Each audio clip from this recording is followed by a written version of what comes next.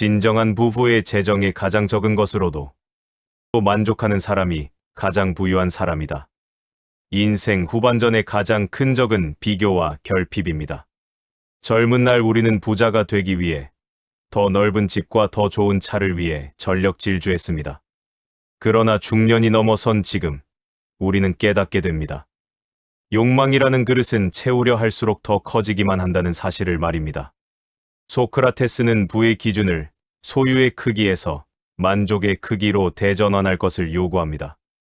나이 들어서도 여전히 갖지 못한 것에 대해 갈증을 느낀다면 당신은 아무리 많은 재산을 가지고 있어도 가난한 사람입니다. 반면 소박한 식사 한 끼, 편안한 잠자리, 가벼운 산책만으로도 충만함을 느낄 수 있다면 당신은 왕보다 부유합니다. 이 가르침은 인생 후반전에 다운사이징이 필요한 이유를 설명합니다. 이는 단순히 집을 줄이는 것이 아니라 마음의 군더더기를 줄이는 과정입니다.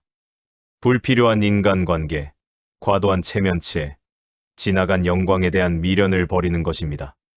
가장 적은 것으로 만족한다는 것은 포기가 아니라 내 삶의 주도권을 물건이 아닌 나 자신에게로 가져오는 주체적인 선언입니다. 비움으로써 채워지는 마음의 공간, 그것이 진정한 노년의 풍요입니다. 동반자와의 관계와 승화. 반드시 결혼하라. 좋은 아내를 만나면 행복할 것이고 악처를 얻으면 철학자가 될 것이다. 이 말에는 유머와 통찰이 동시에 담겨 있습니다. 소크라테스 자신도 크산티페라는 악처로 유명했습니다. 하지만 그는 그녀 덕분에 자신의 인내심을 시험하고 철학적 사유를 깊게 할 수 있었다고 고백합니다. 인생 후반전, 부부 관계는 새로운 국면을 맞이합니다. 자녀들이 떠난 빈 둥지에서 부부는 다시 단둘이 마주하게 됩니다. 이때 배우자는 더 이상 설렘의 대상이 아닐 수 있으며 때로는 30년 묵은 갈등이 폭발하는 기폭제가 되기도 합니다. 소크라테스는 말합니다. 배우자가 당신을 행복하게 해준다면 그 축복을 누리십시오. 그러나 만약 배우자가 당신을 힘들게 한다면 그것을 불행이라 여기지 말고 수양의 기회로 삼으십시오. 나와 다른 타인을 이해하고 도저히 이해할 수 없는 상황을 견디며 내면의 깊이를 더해가는 과정. 그것이 바로 철학자가 되는 길입니다. 노년의 부부는 서로를 비추는 거울입니다. 상대를 바꾸려 하기보다 그 관계 속에서 나를 다스리는 법을 배울 때 밉고 고운 정은 연민과 전우애로 승화됩니다. 악처조차도 내 인생의 스승이 될 수 있다는 이 역설적인 긍정은 노년의 고독을 이기는 강력한 지혜가 됩니다. 삶의 순환. 내 자식들이 해주기를 바라는 것과 똑같이 내 부모에게 행하라. 중년은 소위 샌드위치 세대입니다. 위로는 노쇠한 부모를 봉양해야 하고 아래로는 아직 자리 잡지 못한 자녀를 걱정해야 합니다. 이 무거운 책임감 속에서 우리는 종종 부모님께 소홀해지거나 짜증을 내기도 합니다. 소크라테스의 이 조언은 소름 돋는 인과율을 상기시킵니다. 당신의 등 뒤에서 당신의 자녀가 모든 것을 지켜보고 있습니다. 당신이 치매에 걸린 노모에게 건네는 말 한마디, 병든 아버지를 대하는 태도, 그 모든 것이 당신 자녀에게는 미래의 매뉴얼이 됩니다. 인생 후반전, 부모님을 대하는 태도는 곧 나의 미래를 준비하는 일입니다. 부모님께 따뜻한 눈길을 보내는 것은 훗날 늙고 병들, 나의 모습에 대해 자녀들이 보내줄 눈길을 예약하는 것과 같습니다. 또한 이는 자녀에게 효를 강요하는 잔소리보다 100번 더 강력한 교육입니다. 삶은 돌고 돕니다. 내가 뿌린 대로 거둔다는 진리는 인간관계, 특히 가족 관계에서 가장 냉정하게 적용됩니다. 지금 부모님께 행하는 효도는 나의 품격을 높이는 수행이자 내 노후를 위한 가장 확실한 보험입니다. 만물의 이중성과 유연화. 모든 일에는 양면성이 존재한다. 인간사에는 안정된 것이 하나도 없음을 기억하라. 나이가 들수록 변화는 두려움으로 다가옵니다. 은퇴로 인한 지위 상실, 건강의 악화, 지인의 부고 등 인생 후반전의 변화는 대부분 상실을 동반하기 때문입니다. 그래서 우리는 더욱 안정에 집착하게 됩니다. 그러나 소크라테스는 안정된 것은 하나도 없다는 사실을 직시하라고 합니다. 이것을 인정할 때 역설적으로 마음의 안정을 얻을 수 있습니다. 모든 일에는 양면성이 있습니다.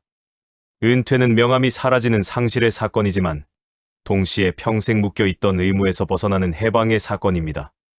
질병은 고통이지만 그동안 혹사했던 내 몸을 돌보라는 신호이자 삶의 유한함을 깨닫게 해주는 스승입니다. 세상의 이치를 깨달은 어른은 한쪽 면만 보고 절망하지 않습니다. 어둠이 있으면 빛이 있고 오르막이 있으면 내리막이 있음을 압니다.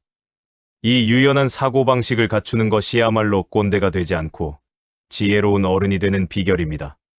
고정된 것은 없습니다.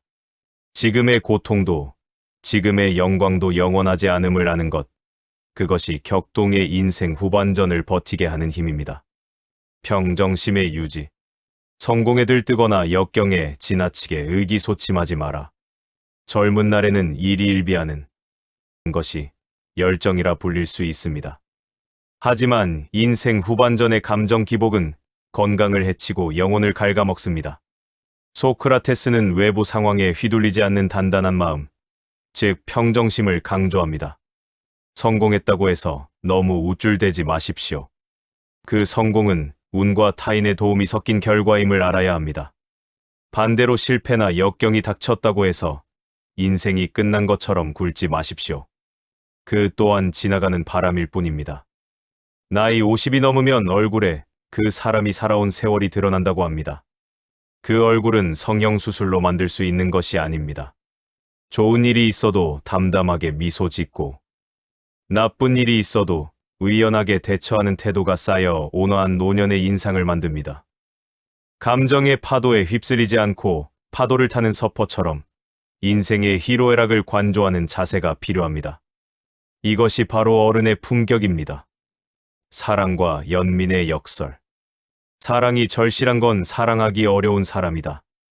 인생을 살다 보면 도저히 사랑할 수 없는 사람, 마주치기 싫은 사람을 만나게 됩니다. 개구진 손주가 될 수도 있고, 속 썩이는 자식일 수도 있으며, 평생 앙숙인 친구일 수도 있습니다. 우리는 보통 까칠하고 모난 사람을 멀리합니다. 하지만 소크라테스는 통찰합니다. 그들이 그렇게 가시를 세우고 있는 이유는 사실 누구보다 사랑과 관심이 필요하기 때문이라고 말입니다. 상처 입은 짐승이 더 사납게 짖는 법입니다. 인생 후반전의 인간관계는 옳고 그름을 따지는 것이 아니라 측은지심으로 품어주는 것이어야 합니다. 나에게 퉁명스럽게 대하는 그 사람의 이면에 감추어진 외로움과 결핍을 꿰뚫어보는 해안이 필요합니다. 오죽 힘들면 저럴까라고 생각하는 순간 분노는 연민으로 바뀝니다. 가장 사랑하기 어려운 사람에게 베푸는 친절이야말로 가장 고귀한 사랑입니다. 넓어진 아량으로 주변의 모난 사람들을 품어줄 때 당신은 진정한 어른으로서 존경받게 될 것입니다. 끊임없는 자기 수양과 독서. 나를 위해서 다른 사람이 쓴 책을 봐라. 남이 힘들게 얻은 것을 나는 쉽게 얻는 방법이다. 육체의 노화는 막을 수 없지만 정신의 성장은 죽는 순간까지 멈추지 않아야 합니다. 소크라테스는 배움의 끈을 놓는 순간이 진짜 늙는 순간이라고 경고합니다. 그리고 그 배움의 가장 효율적인 방법으로 독서를 꼽습니다. 인생 후반전, 우리에게는 시간이 주어집니다. 이 시간을 무료함으로 채울 것인가, 아니면 인류의 지혜로 채울 것인가가 남은 인생의 질을 결정합니다. 수천 년 전 철학자, 문학가들이 평생을 바쳐 깨달은 진리를 우리는 책 한 권 값으로 따뜻한 방 안에서 편안하게 얻을 수 있습니다. 이보다 더 남는 장사가 어디 있겠습니까? 눈이 침침해진다면 오디오북을 들어도 좋고 유튜브로 인문학 강의를 들어도 좋습니다. 중요한 것은 내 생각에 우물에 갇히지 않고 끊임없이 새로운 지혜를 수혈받는 것입니다. 책을 읽는 노인은 고집불통이 되지 않습니다. 자신의 경험이 전부가 아님을 알기 때문입니다. 니체, 쇼펜하우어, 플라톤과 대화하며 보내는 노년은 외로울 틈이 없으며 그 깊이는 날로 더해질 것입니다.